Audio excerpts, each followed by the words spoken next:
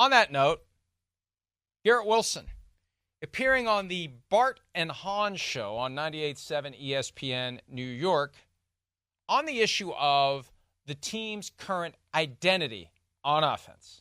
Have a listen. Are you guys struggling with your identity and trying to find it? Because it feels like you guys try a lot of different stuff. You guys have a lot of good players, but sometimes when you have a lot of good players, it makes things discombobulated. I think we do. I don't think we do a lot of different stuff, to be honest. When I watch football on Sundays, I see a lot of teams mix it up and stuff like that. I don't feel like we do that. So I think we know our identity is just about going out and executing it, or figuring out whether or not it's going to work. I truly think that we are not trying. I don't think we're trying a lot of different things. I know personally, I haven't. My route tree hasn't been what it's been on the last 2 years as far as the stuff I've been running and stuff. So, it's just about figuring out whether or not it's the right identity and if it's going to win games this year. If it's going to do what we need it to do, give the defense the run support they need to be the best defense in the league. Rich Cimini of ESPN.com shared some of the quotes from Garrett Wilson and called them interesting comments about the offense. Garrett Wilson responded on Twitter and said, "I didn't just comment this, it was my answer to this strung-out question." And he's kind of right. Bart Scott was taking him in a place where he didn't want to go, that they're basically experimenting with this, that, and the other as they try to find an offensive identity. But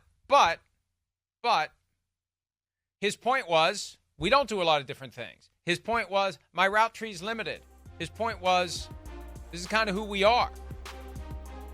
And when you look at his numbers so far this year, 20 catches, 191 yards, and a touchdown, he's not all that far ahead of Alan Lazard, who was MIA last year without his BFF Aaron Rodgers around. Garrett Wilson is clearly the best option in that passing game. The one piece of high-level analysis that I gleaned from Bill Belichick's debut on the Manningcast Week 1 was throw the ball to Garrett Wilson. I think he said that multiple times. And this gets back to the whole who's Aaron comfortable with, and you never know. And again, I'm at the point where I don't care anymore. You never know what's going to set off a delicate genius. You never know what that thing that you said or he thinks you said or the look that you gave him. When you're dealing with someone who is so sensitive that he's sensitive about being called sensitive. Remember that when he had the 60 Minutes profile? And he was mad because they characterized him as sensitive. And 60 Minutes actually issued a statement saying, "Thank you for proving our point." When you're dealing with someone that is that damn sensitive, you never know what's going to cause him to seek comfort from a guy who's figured out how to tiptoe around a delicate genius like Alan Lazard has. Like all of these relationships that Aaron Rodgers have, they're on his terms. There are people who know how to kowtow to him. There are people who know what to say, when to say it, what to do, when to do it, lest they disrupt the sensibilities of the delicate genius. And I'm not making this up. This comes from Ian O'Connor's Out of the Darkness, the Mystery of Aaron Rodgers, the island that friends, that family members, immediate family members get exiled to because they dared to say something that the delicate genius didn't like. And, one of the through lines of the Aaron Rodgers bio, there's always a sense that he was overlooked, he was disregarded, that his talent, his obvious talent, was never able to shine through.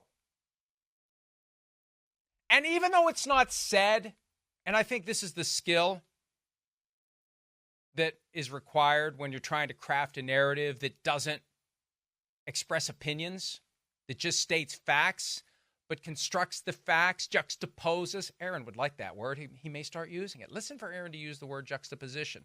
But that juxtaposes those facts in a way that allows the reader to come to a conclusion. When you look at all the things that have happened to Aaron Rodgers, how he had no offers coming out of high school. He went to Butte Community College. It was the only place that wanted him. And then when he was tearing it up there, it was only Cal that wanted him. And then the 49ers went with Alex Smith instead. and you look at all the things that have happened since then, you know what the through line is?